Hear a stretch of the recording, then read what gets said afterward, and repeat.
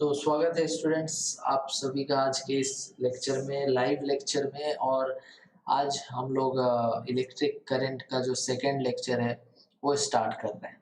First lecture में हम लोगों ने पढ़ा था दैट कि आपको चार्ज के बारे में बताया था, बेसिकली चार्ज क्या होता है एंड चार्ज किसे कहते हैं, उसकी एसआई यूनिट क्या है, ये सब छोटी छोटी बातें, इंट्रोडक्शन जो था वो फर्स्ट वाले लेक्चर में हमने कवर कर लिया था। तो आज इसके आगे मीन्स कि हम लोग आज स्टार्ट करेंगे पोटेंशियल डिफरेंस क्या है, चार्ज किधर से किधर फ्लो करता है, सेल क्या होता है और इलेक्ट्रिक करंट क्या है, ओम्स लॉ किसे कहते हैं, रेजिस्टेंस क्या होता है। तो चलिए स्टार्ट करते हैं। पहला जो टॉपिक है हमारा वो है potential difference. Potential difference, potential difference.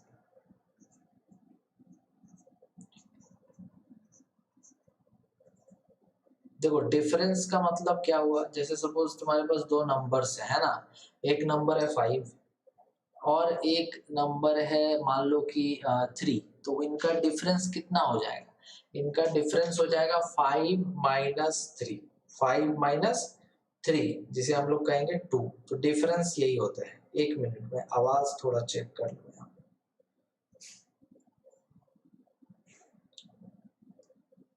मान लो कि डिफरेंस कितना हो जाएगा, डिफरेंस हो जाएगा 5 -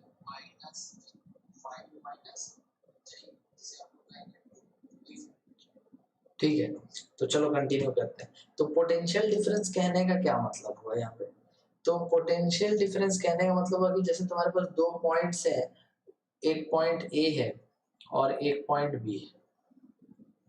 ठीक है, दो पॉइंट्स है हमारे पास, एक पॉइंट है ए और दूसरा पॉइंट है बी। अब यहाँ पर हमें एक चार्ज है जिसे एक जगह से दूसरे जगह ले जाना है। ठीक है, एक चार्ज को अगर हम लोग सपोज एक जगह से दूसरे जगह तक ले जाते हैं तो work done per unit charge, work done per unit charge, work done per unit charge in taking a charge from B to A. हाँ, अंडर द इन्फ्लुएंस ऑफ सब इलेक्ट्रिक फील्ड। जैसे कि सपोज ए का ये सारे चार्जेस, बहुत सारे charges इसके अराउंड है ना, और उसी में हमें एक चार्ज को बी से ए पे लाना है। तो पोटेंशियल डिफरेंस का जो मतलब यहाँ पे हो जाएगा, तो यहाँ पर लिखेंगे हम लोग the potential difference, the potential difference between two points A and B. The potential difference between two points A and B is the work done, is the work done, is the work done per unit charge, is the work done per unit charge in taking a charge from B to A, in taking a charge from B to A। ठीक है ना, मतलब कि आपको अगर दो points के बीच में पोटेंशियल डिफरेंस की बात करनी है, जैसे कि हमारे पास एक पॉइंट ए है और दूसरा पॉइंट बी है, अब इन दोनों पॉइंट्स के बीच में हम लोग पोटेंशियल डिफरेंस की बात करना चाहते हैं, तो क्या बात करेंगे, तो ए और बी के बीच का जो भी पोटेंशियल डिफरेंस होगा, मतलब कि V A minus V B. ठीक है, तो पोटेंशियल एट ए को हम लोग कहेंगे वी ए और जो पोटेंशियल बी पे होगा उसे कहेंगे वी बी। तो अगर डिफरेंस चाहिए तो मैंने अभी बताया था माइनस कर देंगे। तो पोटेंशियल डिफरेंस अगर हमें ए और बी के बीच में अगर चाहिए तो हम माइनस करेंगे potential at A minus potential at B is equal to work done, is equal to work done by charge. ये हो गया आपका पोटेंशियल डिफरेंस। ठीक है, एग्जाम में पूछे जाने पर आपको इतना लिखना पड़ेगा, ये आपको एटलीस्ट लिखना होगा कि पोटेंशियल डिफरेंस क्या है। तो potential difference between two points A and B, अगर दो पॉइंट्स है हमारे पास ए और बी, उनके बीच का हमें पोटेंशियल डिफरेंस अगर चाहिए तो उसे हम कहेंगे वर्क डन बाय चार्ज। कौन सा वर्क डन? तो वो वर्क डन जो हमें करना पड़े चार्ज को बी से ए तक ले जाने में, वो वर्क डन जो हमें करना पड़े बी चार्ज को बी से लेकर के ए तक ले जाने पर। ठीक है, नेक्स्ट आगे हम लोग यहाँ पर बात करते हैं कि अगर इसमें से हमारा एक पॉइंट जो है, अगर इसमें से हमारा एक पॉइंट जो है वो इन्फिनिटी है, मतलब कि इन्फिनिटी कहने का मतलब हो गया कि ए से बी जो है वो काफी ज्यादा दूरी पे है। तो अगर आप बात करो कि ए पर एक चार्ज है प्लस क्यू, और इस प्लस क्यू चार्ज की वजह से इसके चारों तरफ कौन सा फील्ड बनता है? इसके चारों तरफ बनता है इलेक्ट्रिक फील्ड। क्या बनता है? Electric field. चार्ज के चारों तरफ इलेक्ट्रिक फील्ड। तो ये पॉइंट ए है। और मान लो कि बी जो है काफी ज्यादा दूर है, मीन्स इसके रेंज से जो बाहर है। तो अगर आप बी पर पोटेंशियल लिखोगे ड्यू टू ए तो वो हो जाएगा 0। समझ रहे हो? तो अगर हम लोग यहाँ पर मान ले कि B is at infinity, B is at infinity, B is at infinity, तो हमारा पोटेंशियल एट बी हो जाएगा 0। तो यहाँ पर आपको केवल और केवल पोटेंशियल एट ए मिलेगा वर्क बाई चार्ज। ठीक है, तो किसी भी एक पॉइंट ए पर अगर आपको पोटेंशियल चाहिए तो वहां पर आपको लिख देना होगा, ये तो पोटेंशियल डिफरेंस का डेफिनेशन हो गया ना। अगर सिर्फ बोले डिफाइन इलेक्ट्रिक पोटेंशियल तो क्या लिखोगे? तो लिखोगे the electric potential is defined as, अब ये 2 पॉइंट्स के लिए तो होगा नहीं ना। आपको अगर इलेक्ट्रिक पोटेंशियल डिफाइन करना है तो वो 2 पॉइंट्स के लिए थोड़ी होगा। तो electric potential is defined as the work done per unit charge in taking a charge from infinity to that point. ठीक है, फिर से एक बार रिपीट करते हैं। The potential at a point is defined as the potential at a point is defined as the work done per unit charge in taking a charge from infinity to that point। तो उसका formula हो जाएगा work by charge, या फिर आप यहाँ से work का फॉर्मूला लिख सकते हो चार्ज इनटू पोटेंशियल। कोई बात तो बराबर ही है ना। वर्क इक्वल टू क्या लिख सकते हो? Charge into potential. समझ गए? तो ये आपका हो गया यहाँ पर। तो ये जो W है ये एक्चुअल में एनर्जी है। वर्क क्या होता है? एनर्जी होता है। तो वर्क क्या होता है? एनर्जी होता है। तो इसे हम कह सकते हैं इलेक्ट्रिक पोटेंशियल एनर्जी भी यहाँ पर हम कह सकते हैं। सो इलेक्ट्रिक पोटेंशियल एनर्जी का अगर आपसे कोई फॉर्मूला पूछे तो इलेक्ट्रिक पोटेंशियल एनर्जी जो है U लिख देना और इसको लिख देना Q इंटू V, क्योंकि हम लोग जनरली पोटेंशियल एनर्जी को U से दिखाते हैं तो W की जगह पर U लिख दिया। तो यहाँ पर आपने क्या क्या सीखा कि पोटेंशियल डिफरेंस अगर आपको लिखना है तो कैसे लिखोगे। किसी एक जगह पर पोटेंशियल क्या होगा? वर्क बराबर चार्ज इंटू वोल्टेज होगा, V होगा। इलेक्ट्रिक पोटेंशियल एनर्जी बराबर भी चार्ज इंटू वोल्टेज होगा। तो अब यहाँ पर हम लोग बात करेंगे यूनिट की बात करेंगे। किसके यूनिट की बात करेंगे? तो यूनिट ऑफ पोटेंशियल डिफरेंस की बात करेंगे। तो देखो यूनिट ऑफ पोटेंशियल डिफरेंस क्या होता है। जैसे यूनिट ऑफ आपने स्पीड जाना होगा, स्पीड का यूनिट क्या होता है? मीटर पर सेकेंड। उसी तरह से आपने इसका यूनिट जाना होगा, डिस्टेंस का, मीटर होता है। उसी तरह से आपने मास का यूनिट जाना होगा, केजी होता है। तो इस तरह से तुम्हारा जो भी यूनिट है वो होता है। ठीक है, तो तुमसे अगर कोई पूछे कि तुम इलेक्ट्रिक पोटेंशियल का यूनिट बताओ, है ना, किसका यूनिट बताओ, तो इलेक्ट्रिक पोटेंशियल का क्या यूनिट होगा? तो इलेक्ट्रिक पोटेंशियल का तुमसे अगर कोई बोले यूनिट बताना है तो उसके लिए तुम यहाँ पर फॉर्मूला क्या लिख रहे हो? Work by charge. अब वर्क का यूनिट क्या होता है? जूल, है ना, एनर्जी है। और चार्ज का यूनिट पिछले क्लास में बताया था तुमको, तो ये होता है कूलम। मतलब कि जो जूल पर कूलम हो गया, ये हो गया तुम्हारा यूनिट ऑफ इलेक्ट्रिक पोटेंशियल। लेकिन ये जूल पर कूलम तो होता ही है, जिसे हम लोगों ने एक और नाम दे रखा है वोल्ट। मीन्स SI यूनिट, ये लिख लेना कि SI unit of electric potential, SI unit of electric potential is volts. SI unit of electric potential is volts. हमारा जो SI यूनिट होगा इलेक्ट्रिक पोटेंशियल का वो वोल्ट्स होता है। ठीक है, तो दो पॉइंट के बीच का जो पोटेंशियल डिफरेंस होता है उसे हमने वोल्टेज नाम दिया। अब नेक्स्ट हम लोग जानते हैं थोड़ा सा कि फ्लो ऑफ चार्ज क्या होता है। फ्लो ऑफ चार्ज, ठीक है, फ्लो ऑफ चार्ज। तो देखो फ्लो ऑफ चार्ज, अब फ्लो मतलब क्या है, फ्लो मतलब बहना हो गया। तो जैसे कि अगर तुम्हारे पास एक हाई पोटेंशियल है और एक लो पोटेंशियल है। हाई पोटेंशियल कहने का मतलब क्या हुआ, जैसे देखो किसी का पोटेंशियल है 5 वोल्ट्स और किसी का पोटेंशियल है 3 वोल्ट्स, तो जाहिर सा बात है इसको हम लोग कहेंगे हाई वोल्टेज है ये, और ये थोड़ा सा लो वोल्टेज, यही कहेंगे ना। तो हाई पोटेंशियल और लो पोटेंशियल इसी तरह से डिफाइन होता है कि ऐसा जहाँ पर तुम्हें पोटेंशियल ज़्यादा मिल रहा है वो हाई पोटेंशियल है, जहाँ पर पोटेंशियल कम मिल रहा है वो लो पोटेंशियल है। तो चार्ज जो है वो किधर से किधर जाता है, ठीक है। जैसे सपोज करो कि एक तरफ तुम्हारे पास है कि पॉजिटिव, फ्री पॉजिटिव चार्ज है तुम्हारे पास, क्या है, फ्री, साइड में लिखते थोड़ा,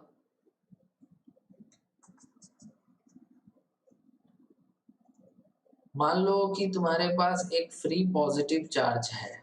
क्या है, फ्री मतलब कि ये फ्री टू मूव है। फ्री पॉजिटिव चार्ज है तुम्हारे पास। अभी इस फ्री पॉजिटिव चार्ज को तुमने कहाँ पर रखा है, तो ये रख दिया किसी बीच में दो, मान लो कि दो, इस तरह से हमने अभी इधर एक बना दिया बड़ा सा स्फीयर और एक इधर बना दिया बड़ा सा स्फीयर। ये प्लस चार्ज है, ये माइनस चार्ज है। तो ये फ्री पॉजिटिव चार्ज किधर जाएगा, तुम खुद सोचो कि ये इस तरफ जाएगा या इस तरफ जाएगा, किधर जाएगा। तो तुम्हें भी पता है कि ये नेगेटिव के तरफ ही जाएगा, ये इलेक्ट्रिक मतलब कि उसको अट्रैक्ट करेगा नेगेटिव चार्ज। मतलब कि फ्री पॉजिटिव चार्ज जो है वो moves towards lower potential, moves towards lower potential, मतलब लोअर पोटेंशियल की तरफ जो है वो जाता है। मतलब जो चार्ज जो है ना, जो फ्री है, फ्री टू मूव है, पॉजिटिव है, पॉजिटिव है और फ्री टू मूव है, वो किधर जाता है, वो जाता है लोअर पोटेंशियल की तरफ, मतलब नेगेटिव की तरफ। तो आपने समझ गया यहाँ पर कि जो भी पॉजिटिव चार्ज है वो नेगेटिव की तरफ अट्रैक्ट होगा। अगर यही मान लो कि बीच में तुम्हारा नेगेटिव रहता, इस बीच में नेगेटिव चार्ज रहता, तो ये किधर अट्रैक्ट होता है, ये इधर अट्रैक्ट होता है। मतलब कि फ्री नेगेटिव चार्ज जो है वो किधर जाएगा, तो वो पॉजिटिव साइड में जाएगा। तो इस तरह से हम लोग देखते हैं।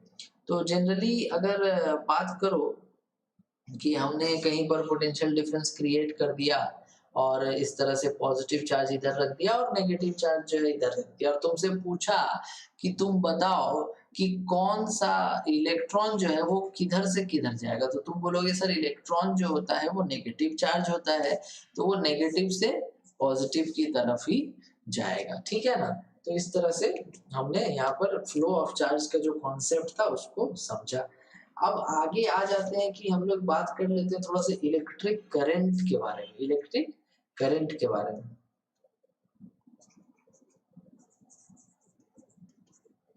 इलेक्ट्रिक करंट देखो, इलेक्ट्रिक करंट का मतलब होता है rate of flow of charge is called electric current. Rate of, definition अगर एग्जाम में पूछे तो लिखना कि rate of flow of charge, rate of flow of charge, rate of flow of charge is called electric current, is called electric current, है ना। rate of flow of charge is called electric current। अब इसमें हम लोग ये समझेंगे कि rate of flow of charge तो हमने कह दिया, बट इसका एक्चुअल मीनिंग जो है वो क्या है, क्या समझ रहे हैं हम यहाँ पर। तो देखो एक्चुअल में जब भी हम लोग को किसी सर्किट में करंट का फ्लो कराना होता है, जैसे कि मान लो हमने एक बैटरी ले लिया, सेल लिया, इस तरह से सेल लिया हमने, और इस सेल को हमने कनेक्ट कर दिया वायर से, और मान लो वायर एक सर्किट ऐसे कंप्लीट बना लिया। इसमें इलेक्ट्रॉन्स जो होता है वो पॉजिटिव से नेगेटिव, मतलब इसमें इस बैटरी में क्या होता है कि इलेक्ट्रॉन्स जो है वो इस तरह से इस तरह से इस तरह से इलेक्ट्रॉन जो है फ्लो करता है वायर में। है ना, means direction of flow of electrons कुछ इस तरह होगा, या ड्रिफ्ट ऑफ इलेक्ट्रॉन्स कुछ इस तरह से होगा। तो ये जो तुम्हारा हो गया इलेक्ट्रॉन्स का जो ड्रिफ्ट हुआ है, जो फ्लो हुआ है, वो नेगेटिव टू पॉजिटिव टर्मिनल हुआ है। और हम लोग जो है इलेक्ट्रिक करंट का डायरेक्शन को लेते हैं opposite to the direction of flow of current. समझ रहे हो, मतलब कि हमारा जो इलेक्ट्रिक करंट होगा, electric current is from electric current जो होता है वो होता है positive terminal to negative terminal, positive to negative terminal. मतलब कि हमारा जो इलेक्ट्रॉन है उसके ऑपोजिट डायरेक्शन में। तो यहाँ लिख भी लेते हैं कि opposite to the direction of flow of electrons, opposite to the direction of opposite to the direction of flow of electrons, flow of electrons मतलब इलेक्ट्रॉन्स हमारा जिस दिशा में फ्लो कर रहा है उसके ऑपोजिट में हम लोग करंट को लेते हैं। मतलब हमारा जो करंट होगा वो ऐसे होगा, I current I current I current I current, इस तरह से करंट हमारा फ्लो करता है। तो करंट हमारा पॉजिटिव टर्मिनल से नेगेटिव टर्मिनल की तरफ फ्लो करता है और इलेक्ट्रॉन का फ्लो हम लोग इसके अपोजिट में मानते हैं। तो अब इलेक्ट्रिक करंट आखिरकार है क्या? तो इलेक्ट्रिक करंट है तुम्हारा किस रेट से जो है चार्ज फ्लो कर रहा है, किस रेट से चार्ज फ्लो कर रहा है। मतलब कि इलेक्ट्रॉन ये sorry current is equal to charge by time, charge by time. जैसे सपोज करो कि हमारा अगर मान लो एक इस तरह से गेट है ना, दरवाजा है, इस तरह से एक दरवाजा है। अब इस गेट से 5 सेकेंड में 50 आदमी पार हो गया, 50 पर्सन। तो एक तरह से बोला जाए तो हमारा 1 सेकेंड में 10 आदमी पार हो रहा था। तो ये हमारा करंट है ना, 10 जो हो गया ये क्या हो गया, करंट। वही अगर सपोज करो इस गेट से 5 सेकेंड में 100 आदमी क्रॉस कर जाए, मतलब 100% इससे क्रॉस कर जाए, तो हमारा एक तरह से यहाँ से करंट क्या है, तो 20 का। उसी तरह से किसी एरिया से, किसी वायर से कितना चार्ज पास करता है किसी गिवन समय में, किसी गिवन टाइम में, उसको करंट बोला गया। समझ रहे हो? तो वही हो गया तुम्हारा rate of flow of charge is called electric current.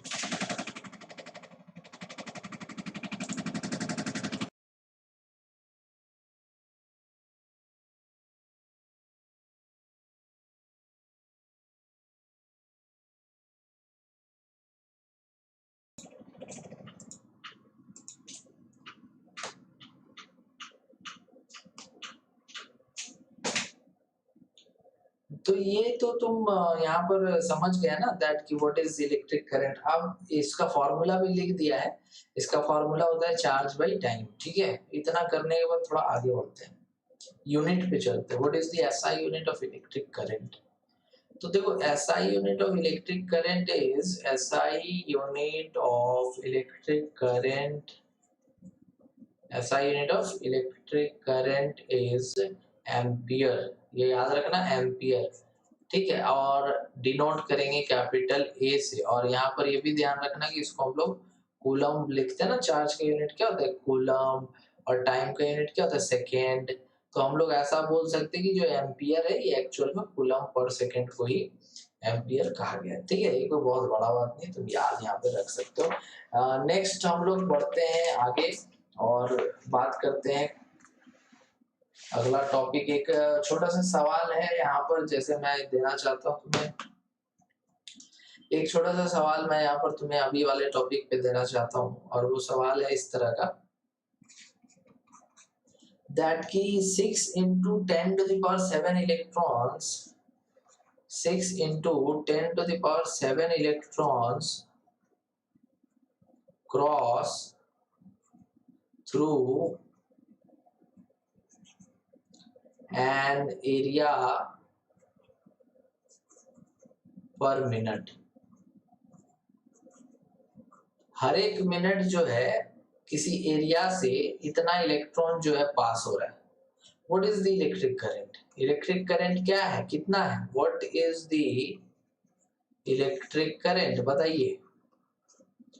What is the electric current, कितना है इलेक्ट्रिक करंट, ये हमें यहाँ पर बताना है।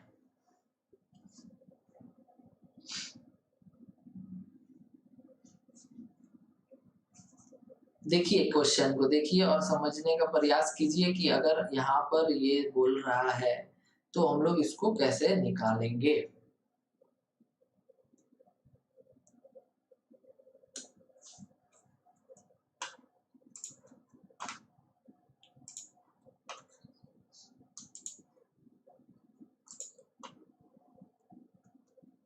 तो हम लोग इसको कैसे निकालेंगे।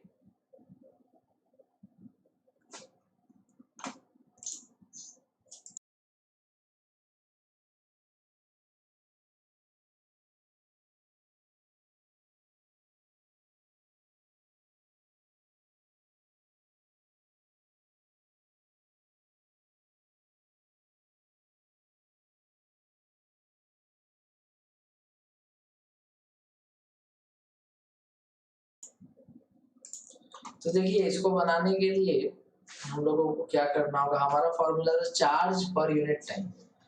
चार्ज बाई टाइम कर देने से इलेक्ट्रिक करंट आ जाता है। तो यहाँ पर I equal to charge by time करेंगे तो इलेक्ट्रिक करंट आ जाएगा। कितना इलेक्ट्रॉन क्रॉस किया है, 6 इंटू 10⁻⁷ इलेक्ट्रॉन्स। एक इलेक्ट्रॉन का चार्ज कितना होता है, एक इलेक्ट्रॉन का चार्ज होता है -1.6 इंटू 10⁻⁹ कूलम। तो नेगेटिव तो आपका वैल्यू बताता है कि नेगेटिव चार्ज है, बट मैग्नीट्यूड तो इतना होता है। तो इस इलेक्ट्रॉन का, इतना इलेक्ट्रॉन का चार्ज कितना हो जाएगा, तो 6 into 10⁻⁷ into 1.6 into 10⁻⁹ divided by area पर मिनट। अभी पर मिनट में है ये तो कूलम में है, लेकिन ये मिनट में तो सेकेंड में लिखना होगा, 60 सेकेंड। अब इसको जब हम लोग सॉल्व करेंगे हो जाएगा। कैसे सॉल्व करोगे, यहाँ 6 है, यहाँ 10 हो जाएगा, और ये 1.6 रहने दो, और ये ऊपर एक जाएगा तो इससे कैंसिल हो गया 6, और यहाँ से चला गया तो 13, है ना। तो 1.6 into 10⁻13 ampere, 1.6 into 10⁻30 sorry -19 coulomb. तो -19 और यहाँ पर +6, ठीक है ना। यहाँ पर तुम्हारा 10 और 10 कट जाएगा, 6 हो जाएगा, तो 13 -13। तो इस तरह से तुमने इस क्वेश्चन को आराम से जो है बना दिया है, कोई दिक्कत वाला बात ही नहीं है। यहाँ एम्पियर में आ गया हम लोग का। तो 6 इंटू 10⁻⁷ कूलम था, टोटल इलेक्ट्रॉन्स था, और जो चार्ज है एक इलेक्ट्रॉन का देख लेंगे कितना है, और फिर उसको टोटल टाइम से डिवाइड कर देंगे। करंट जो है एकदम आराम से यहाँ पर आ जाएगा, कोई दिक्कत वाला बात यहाँ पे नहीं है। तो इतना जो है करंट हमारा यहाँ पर फ्लो कर रहा है, ठीक है। तो देखो तुम यहाँ पर कि इतना ज्यादा इलेक्ट्रॉन्स, मतलब कि 6 इंटू 10⁻⁷ इलेक्ट्रॉन्स एक एरिया से गया है, लेकिन समय जो है यहाँ पर 1 मिनट ले लिया है, इसीलिए करंट का जो वैल्यू है इतना कम आया है। तो देखो इतना तो तुम समझ गए कि क्या है करंट और इसका वैल्यू हम लोग कैसे कैलकुलेट करते हैं। इसके आगे अगर हम लोग चले तो कुछ इलेक्ट्रिक सर्किट्स में हम लोग जो यूज करते हैं कि सिंबल जो है, क्या क्या सिंबल हम लोग यूज करते हैं। जैसे कि तुम बल्ब अगर देखते हो, तो अगर तुम कहीं पर भी सर्किट डायग्राम बनाते हो, सर्किट डायग्राम कहने का मतलब होता है कि जैसे कि घर में तुम्हारा वायरिंग किया हुआ है, कहीं बल्ब लगा है, कहीं फैन लगा है, कहीं पर स्विच लगा है, तो उस तरह से अगर तुम कॉपी में बनाते हो तो हर बार तो उस तरह का डायग्राम तुम फैन नहीं बनाओगे, बल्ब उस तरह का नहीं बनाओगे। उसके लिए क्या करते हैं कि हम लोग सिंबल्स यूज करते हैं, उसके लिए हम लोग सिंबल्स यूज करते हैं। और वो जो सिंबल्स हम लोग यूज करते हैं वो कैसा होता है उसके बारे में थोड़ा चर्चा किया जाए। तो देखो ऐसे some symbols used in circuit diagrams, heading डालो some symbols used in circuit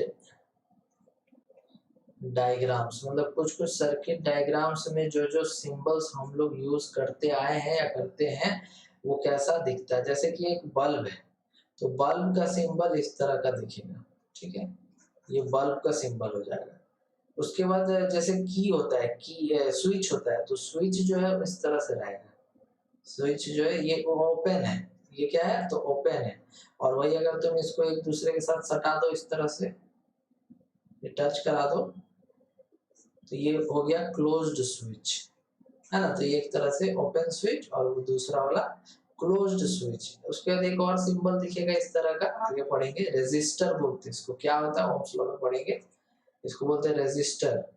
उसके बाद एमीटर, एमीटर भी क्या होता है अभी थोड़ी देर में बताता हूँ तुम्हें, ठीक है। ये एमीटर और भी यूज होता है, जैसे कि तुम्हारा मान लो कि ये एक इस तरह का तुम्हें दिखेगा ऐसे, और यहाँ पर ये इस तरह का लगा रहेगा, तो इसको बोलते हैं रियोस्टेट। रियोस्टेट का मतलब वेरिएबल रेजिस्टर, मतलब कि ये जो रेजिस्टर है इसका वैल्यू को जिसमें बदला जा सके। अब ये मत बोलना सर रेजिस्टर तो पता ही नहीं है, तो रियोस्टेट कहाँ से, आगे समझ आएगा, आगे पढ़ेंगे। वोल्टमीटर क्या है अभी बताएंगे, तो ये वोल्टमीटर। तो इतना छोटा मोटा सिंबल्स तुमको याद रखना है। अब इसमें से हम लोग देखते हैं, नाम लिख दे रहा है यहाँ पे, वोल्टमीटर, और ये तो तुम्हारा हो गया एमीटर, ठीक है। अब देखो अगर कोई बोलेगा कि ये एमीटर आखिर क्या है ना, तो एमीटर तुम्हें बता देता हूँ कि एमीटर जो होता है, एमीटर क्या होता है।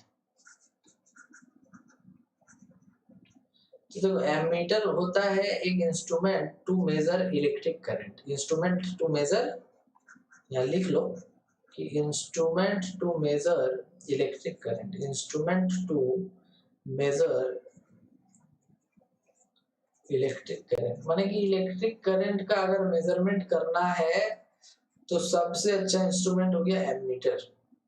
दूसरा है तुम्हारा वोल्ट मीटर। वोल्ट मीटर क्या है, देखो वोल्ट मीटर में तुम्हें पोटेंशियल डिफरेंस मेजर करना रहता है, वोल्ट्स में जो अभी पढ़े थे ना उसका मेजरमेंट अगर करना है, तो ये वोल्ट मीटर हो गया तुम्हारा instrument to measure, instrument to measure potential difference, potential difference. तो ये तुम्हारा इस तरह से कुछ कुछ मैंने अभी यहाँ पर बता दिया। अब ये थोड़ा सा सर्किट में लगाते कैसे हैं वो बता देता हूँ। जैसे देखो मान लो तुम्हारे पास तीन बल्ब है, ठीक है, तो तीन क्यों, एक ही लो अभी, आसानी लो, फिर आगे बहुत सारे बल्ब लगेंगे। तो जैसे मान लो कि एक बल्ब है इस तरह से, उसके लिए लग गया एक सेल बैटरी, फिर यहाँ पर लग गया की। देखो की का एक और सिंबल होता है इस तरह का, एक तो बताया ऊपर में स्विच जो था, और एक और है। तो यहाँ पर ये अगर डॉट है ऐसे तो बंद है, प्लग बंद है। अब इसमें से बैटरी में से करंट तो निकलेगा ना, ये बैटरी है तो ये प्लस टर्मिनल, ये माइनस, तो करंट प्लस से निकल के माइनस में आई करंट, आई करंट, है ना, इस तरह से जा रहा है। अब हमें पता करना है कि ये जो तुम्हारा बल्ब यहाँ पर लगा हुआ है, इस बल्ब से कितना करंट पास हुआ है, तो उसके लिए एमीटर यूज किया जाता है। कैसे लगाते हैं, तो ये जो बल्ब है इसी के रास्ते में हम लोग एमीटर को लगा देंगे इस तरह से। तो जो करंट तुम्हारा बल्ब में गया था वही इससे होता हुआ जाएगा, और हम लोग मेजर करके बता देंगे, समझ रहे हो। तो हम लोग फिर मेजर करके बता देंगे कितना करंट उससे पास हुआ है। उसी तरह से अगर तुमको बल्ब का पोटेंशियल डिफरेंस मेजर करना होता तो तुम यहाँ पर एमीटर की जगह पर इस तरह से देखो, ये तुम्हारा हो गया बल्ब, ये हो गया बैटरी जिससे करंट जाएगा, ये की है जो कि बंद है, ऐसे है। अभी करंट इससे निकला, करंट पॉजिटिव से निकल के जाएगा नेगेटिव की तरफ, इससे भी करंट जाएगा, और इस तरह से करंट घूम के वापस। तो अगर हमें पोटेंशियल डिफरेंस मेजर करना है बल्ब का कितना है, तो अब हम लोग वोल्टमीटर यूज करेंगे। लेकिन वोल्टमीटर को इस बल्ब के साथ ऐसे लगाना है, ऐसे, यहाँ पर जैसे एमीटर लगाए थे वैसे वोल्टमीटर मत लगाना, नहीं तो तुम यहाँ जब वोल्टमीटर लगाओगे तुमको बल्ब के अक्रॉस कैसे मिलेगा पोटेंशियल डिफरेंस, नहीं समझे। तुम्हें बल्ब का निकालना है ना, तो बल्ब यहाँ से यहाँ तक है तो इसका पोटेंशियल डिफरेंस चाहिए ना, तो इसीलिए तुम्हें इसके अक्रॉस इस तरह से वोल्टमीटर जो है लगा देना है, तो तुम इसका पोटेंशियल डिफरेंस मेजर करके बता दोगे। ये तो हो गया तुम्हारा कि एमीटर का थोड़ा सा ज्ञान हो गया, और वोल्टमीटर क्या है, किस तरह से लगता है। अब नेक्स्ट आगे अगर हम लोग चले तो हम लोग पहुंच चुके हैं ओम्स लॉ पे, हम लोग पहुंच चुके हैं ओम्स लॉ पे, और ओम्स लॉ काफी ज्यादा इम्पोर्टेंट है, ठीक है। तो पहले तो स्टेटमेंट ये सब लिखेंगे हम लोग। ओम्स लॉ, तो देखो ओम्स लॉ का मतलब क्या है, पहले स्टेटमेंट लिख लो। The current through a conductor, the current through a conductor, the current through a conductor, the current through a conductor is directly proportional। अब इसका सबका मतलब समझ आएगा, पेशेंस रखो। Proportional, the current through a conductor is directly proportional to the potential difference, to the potential difference applied across the ends, applied across the ends of the conductor, ends of the conductor, provided the temperature remain constant, provided the temperature remain constant। अब ये तुम ध्यान रखना कि ये पूरा इस तरह से एग्जाम में लिख कर के आना है जब ओम्स लॉ पूछा जाएगा। तो देखो जैसे कि यहाँ पर करंट थ्रू अ कंडक्टर, तो एक कंडक्टर बना लो भाई, मान लो कि इस तरह से एक कंडक्टर है, तो इसमें जो करंट होगा, इसमें जो करंट होगा, इस तरह से जो इससे करंट जो पास करेगा, वो करंट जो है किसका प्रोपोर्शनल होगा। अभी डायरेक्टली प्रोपोर्शनल वर्ड यूज हुआ है, तो इसका मतलब भी तो पता होना चाहिए कि डायरेक्टली प्रोपोर्शनल का मतलब क्या हुआ। जैसे मान लो कहीं पर लिखा हुआ है x इक्वल टू 2y, अगर y का वैल्यू 1 है तो x भी 1, x जो है 2 है, y का वैल्यू अगर 2 है तो x जो है 4 है, y का वैल्यू अगर 3 है तो x जो है 6 है। तो यहाँ पर x और y डायरेक्टली प्रोपोर्शनल है, मतलब कि अगर y बढ़ रहा है तो x भी बढ़ रहा है, y बढ़ रहा है x भी बढ़ रहा है, y बढ़ रहा है x भी बढ़ रहा है। तो यही एक तरह से डायरेक्टली प्रोपोर्शनल का मतलब तुम यहाँ पर अभी फिलहाल के लिए ये समझ सकते हो। तो इसमें बोल रहा है कि अगर आपके पास कोई कंडक्टर है और आप चाहते हैं कि ये देखना चाहते हैं कि उससे करंट जो है वो क्या है, तो किसी भी कंडक्टर से जो करंट होगा, that current is directly proportional to the potential difference applied across the ends. मतलब कि इस कंडक्टर के एंड में जो पोटेंशियल लगाएंगे, मतलब कि जो वोल्टेज हम लोग देंगे बैटरी से, वी वोल्टेज जो देंगे, वो जितना ज्यादा देंगे इस कंडक्टर से उतना ही ज्यादा करंट पास होगा। अगर इस कंडक्टर में हम लोग बड़ा बैटरी लगाएंगे ज्यादा करंट जाएगा, अगर इस कंडक्टर में हम लोग छोटा बैटरी लगाएंगे कम करंट जाएगा।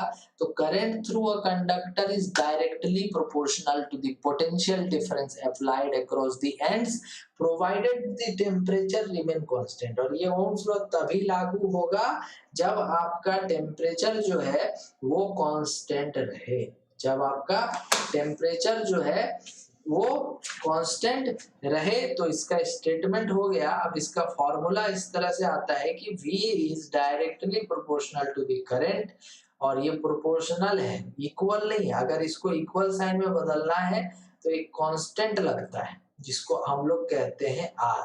तो V equal to I R, ये ओम्स लॉ का आपका फॉर्मूला हो गया, जिसमें कि V क्या है तो वोल्टेज या फिर पोटेंशियल डिफरेंस कह लो, और तुम्हारा I क्या हो गया तो I हो गया करंट, और तुम्हारा R क्या हो गया तो R हो गया रेजिस्टेंस। अभी रेजिस्टेंस के बारे में थोड़ा सा चर्चा यहाँ पर होना जरूरी है। रेजिस्टेंस का मतलब हो गया कि जो करंट के फ्लो होने में बाधा उत्पन्न करे, जो करंट के फ्लो होने में बाधा उत्पन्न करे, जो करंट को फ्लो होने में रुकावट पैदा करे, उसको रेजिस्टेंस बोला जाता है। अभी जैसे कि मान लो नदी में पानी बह रहा है, तो जब नदी में पानी बह रहा है भाई, तो उस के बीच में तो बहुत सारे पेड़ पौधे पत्थर वगैरह सब रहते हैं जो कि पानी का फ्लो में बाधा बनते हैं, तो उसको हम लोग रेजिस्टेंस की तरह से समझ सकते हैं। तो जब भी करंट तुम्हारा किसी कंडक्टर में फ्लो करता है तो उसके बीच में बहुत सारे इलेक्ट्रॉन्स वगैरह जो होते हैं वो उसके फ्लो को चाहते हैं कि रोके हम लोग, नहीं जाने दें। इसीलिए कोई भी कंडक्टर में जब करंट फ्लो करता है ना तो वो कंडक्टर गर्म हो जाता है। तो रेजिस्टेंस क्या है? तो resistance is the obstacle in the flow of current. Resistance जो है एक तरह से करंट के फ्लो में एक तरह से वो रुकावट है। ठीक है, अब इस पे एक छोटा सा सवाल हम लोग देख लेते हैं कि सवाल है कि एक 4 वोल्ट का बैटरी है, a 4 volt battery is connected to a lamp. A 4 volt battery is connected to a lamp of resistance 4 ohm. Of resistance 4 ohm. Calculate the current through the lamp. बहुत ही आसान क्वेश्चन। इसमें तुमको देखो voltage तो दिया है, V दिया है 4 वोल्ट है, उसके बाद और क्या दिया हुआ है? तो ये इसमें तुमको रेजिस्टेंस दिया 4 ओम। अभी बोलोगे सर ये ओम क्या है? तो रेजिस्टेंस का जो SI यूनिट होता है, resistance SI unit is ohm. Resistance SI unit is ohm, OHM, और इसको डिनोट करते हैं ओमेगा, इस तरह का सिंबल से। ठीक है, ओमेगा। तो अगर तुमको यहाँ पर करंट चाहिए तो तुम क्या लिखोगे? V/R लिखोगे ना। I अगर चाहिए तो V/R करोगे, R नीचे चला जाएगा। तो I अगर चाहिए तो V/R करोगे। V है तुम्हारा 4 वोल्ट का और R है 4 ओम का, दैट मींस कि 1 एम्पियर हो गया। तो 1 एम्पियर का तुम्हें यहाँ पर करंट जो है मिलेगा। तो आज हम लोगों ने क्या क्या पढ़ा, एक बार रिकॉल करते हैं। आज हम लोगों ने पढ़ा कि पोटेंशियल डिफरेंस क्या होता है, ठीक है। उसके बाद हमने उसका फॉर्मूला देखा और हमने उसका SI यूनिट देखा। उसके बाद हमने देखा कि फ्लो ऑफ चार्ज किधर से किधर होगा, इलेक्ट्रिक करंट क्या है ना। उसके बाद SI यूनिट क्या है इलेक्ट्रिक करंट का, एक छोटा सा सवाल उस पे, कुछ सिंबल देखे हमने जो सर्किट में यूज होते हैं डायग्राम बनाते टाइम। उसके बाद हमने देखा कि एमीटर किस तरह से लगाया जाता है, उसका डेफिनेशन क्या है। वोल्टमीटर किस तरह से लगाया जाता है, उसका डेफिनेशन क्या है। ओम्स लॉ का स्टेटमेंट क्या है, ओम्स लॉ का फॉर्मूला क्या है, और उस पे हमने देखा रेजिस्टेंस क्या है और उसका यूनिट क्या है। और साथ में लास्ट में हमने ये जाना कि एक छोटा सा सवाल है। तो अगले क्लास में हम लोग का जो फोकस रहेगा वो केवल और केवल रेजिस्टेंस पे रहेगा। रेजिस्टेंस के बहुत सारे प्रश्न और सवाल हम लोग नेक्स्ट क्लास में चालू करेंगे। नेक्स्ट क्लास भी आपका लाइव ही होगा। तो इस वीडियो को अपने फ्रेंड्स के साथ तब तक के लिए शेयर जरूर करें और देखते रहिए। हमारे चैनल को सब्सक्राइब नहीं किया है तुम लोगों ने तो सब्सक्राइब भी करो। और मिलते हैं फिर अगले वीडियो में। Wish you all the best and as always thanks for watching.